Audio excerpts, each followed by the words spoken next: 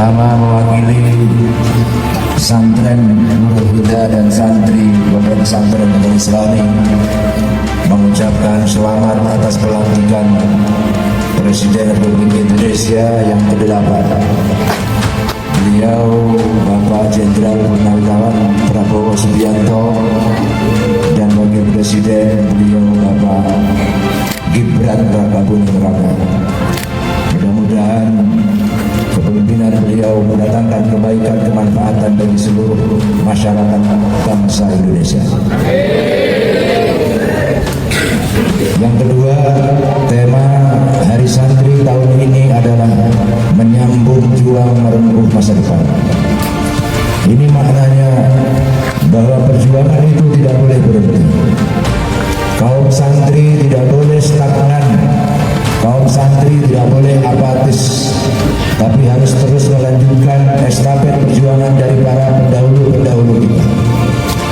Mereka telah menorehkan prestasi-prestasi gemilang. Para ulama, para santri-santri terdahulu telah nyata-nyata membaktikan diri dan jiwa mereka untuk negeri. Mereka telah jelas-jelas dengan kasat mata kehilangan kenyamanan kehidupan, ketentraman, jauh dari keluarga, selalu diintimidasi, bahkan tidak sedikit yang meregang nyawa hanya untuk sampai pada satu kata kebebasan dan merdeka. Maka apa yang telah dilakukan oleh para pendahulu kita itu harus kita teruskan, karena kata menyambung juang juga diikuti dengan merengkuh masa depan.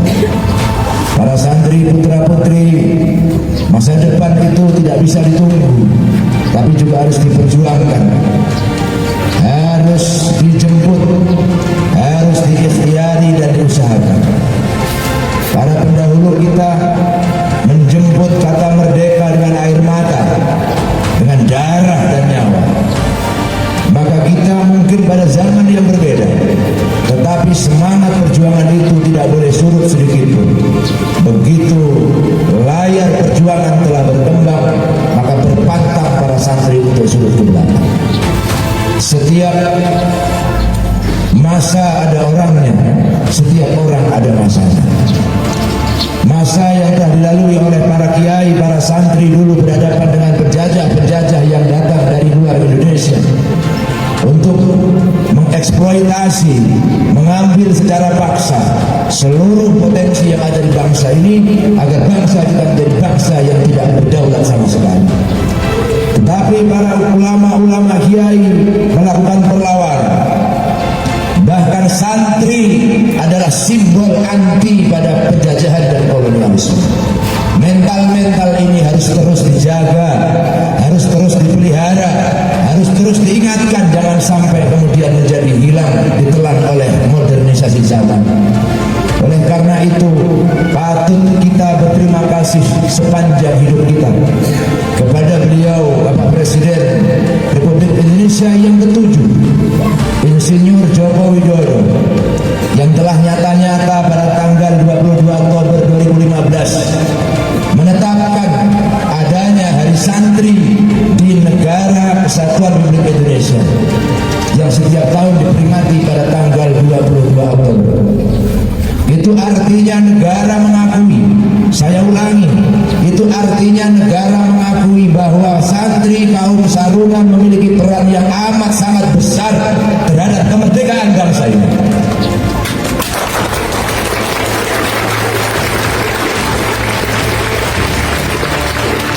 Tahukah saudara-saudara bahwa selama ini kaum sarungan itu dianggap sebagai orang-orang pinggiran? Tahukah saudara bahwa selama ini peran serta para santri dianggap hanya seperti angin lalu yang tidak memiliki kontribusi apapun terhadap kemerdekaan ini? Ini disembunyikan oleh orang-orang yang menganggap bahwa kita para santri tidak memiliki andil apapun terhadap kemerdekaan. Tetapi orang Jawa mengatakan becik ketitik olok ketoro.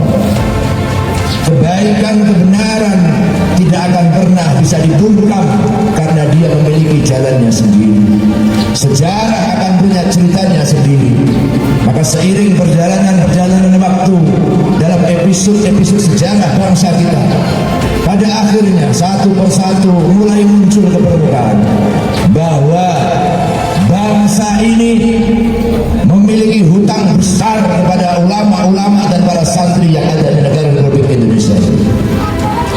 Bangsa ini harus meletakkan para ulama, para kiai, para santri pada porsi yang pas, porsi yang benar.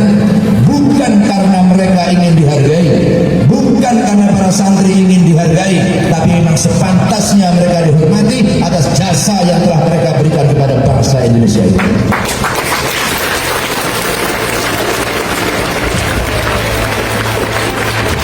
Terakhir, saudara-saudara, untuk kita ingat, perjuangan ini masih panjang. Situasi sudah berubah. Santri tidak boleh hanya menjadi simbol-simbol yang berada di depan teks-teks tulis saja. Tidak boleh santri hanya menjadi orang-orang yang duduk di hadapan kitab-kitab saja tanpa turun gunung dalam aksi nyata. Santri harus mampu mengawal dunia akidah, dunia agama. Tapi lebih dari itu, santri juga harus mampu wujud dalam bentuk tauladan kebaikan, simbol-simbol kejujuran di tengah-tengah masyarakat. Kita harus lebih baik walaupun dalam kondisi yang mungkin berbeda. Sebagaimana dikatakan oleh seorang penyair masyhur Mesir, Muhammad Shawqi, khairun nas dzu khumulin idza fakhartumuh dzakarul jaduda. Seburuk-buruk manusia itu, sejelek-jelek generasi itu adalah orang yang memiliki perilaku jelek, perilaku buruk, perilaku yang tidak terpuji. Apabila mereka dilampaui oleh prestasi-prestasi, apabila mereka disebutkan prestasi-prestasi yang dicapai oleh orang lain, dzakarul jaduda, mereka membangga-banggakan datuknya, mereka membangga-banggakan leluhurnya, mereka membangga-banggakan orang-orang terdahulu. Kita tidak boleh hanya membangga-banggakan para pahlawan, gagah perkasa, pemberani, anti kolonial, tapi kita menjadi generasi yang pengecut, menjadi generasi yang minta maaf, generasi yang membebek pada sejarah, generasi yang membebek pada penjajahan-penjajahan model baru. Kita hanya membangga-banggakan mereka, orang yang anti ini, anti itu, tanpa prestasi apapun. Wa khairun nas, sebaik-baik manusia itu adalah dzu syarafin qadimin, orang yang memiliki leluhur yang mulia, yang tangguh, yang perkasa. Aqama li nafsihi syarafan jadida, tapi mereka tidak berpuas diri dengan itu, dan mereka juga memiliki prestasi yang layak, yang pantas untuk diapresiasi dan untuk dipuji. Penutup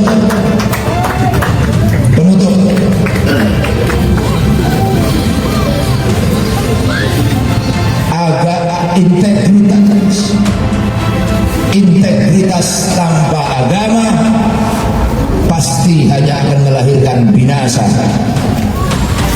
Agama tanpa integritas hanya melahirkan perilaku durjana. Saya ulangi, integritas kebangsaan tanpa agama akan melahirkan durjana seperti halnya komunis. Tetapi agama tanpa komitmen atau integritas hanya melahirkan perilaku durjana. Bertopeng di balik agama, bertopeng di balik santri, hanya untuk meraih dunia dan sekumpulan materi saja.